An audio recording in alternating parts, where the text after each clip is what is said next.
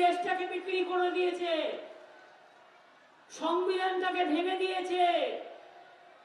আমাদের লোকেরা পার্লামেন্টে বুক চিতিয়ে লড়াই করে, আর আপনাদের সাংসদ ঠান্ডা ঘরে ঘুমায়, ঘুরে বেড়ায়, কোনোদিন কথা বলে না। এই গদ্দার 1, 2, 3, 4 বিজেপির যতগুলো আছে বলছে বাংলায় 100 দিনের কাজে টাকা দিও না।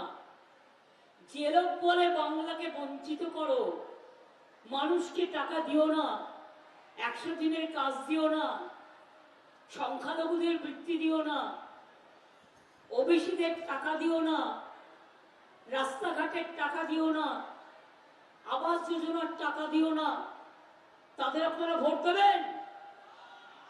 এরাই করেছে। এরা বারবার করে মাইকে ওপেনলি বলেছে, বারবার করে প্রধানমন্ত্রীর কাছে গেছে, অন্যান্য মন্ত্রীদের কাছে গিয়ে বলেছে যে বাংলাকে টাকা দেবেন না, বাংলার সব চোর, বাংলার সব মানুষ চোর। আর তোরা সাধু আজকে সারা দেশে বলছে अली गली में शोर है, बीजेपी बहुत चोर है, अली गली में शोर है, बीजेपी बड़ा चोर है, अली गली में शोर है, बीजेपी बहुत चोर है, अली गली में शोर है, गरीब का रुपया खा रहा है, बीजेपी बहुत चोर है, पॉकेट मारी कर रहे हैं, बीजेपी बहुत चोर है, लुटेरा राज है। बीजेपी देश के टुकड़ो टुकड़ो করে দিয়েছে, দেশকে ভেঙে দিয়েছে।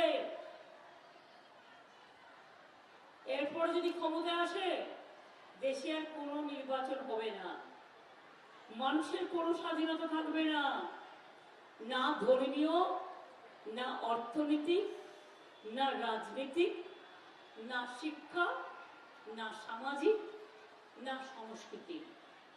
তাই আপনাদের বলবো এই নির্বাচনটা সিরিয়াসলি নেবেন। কে এই নির্বাচনটা সিরিয়াসলি নিচ্ছেন তো?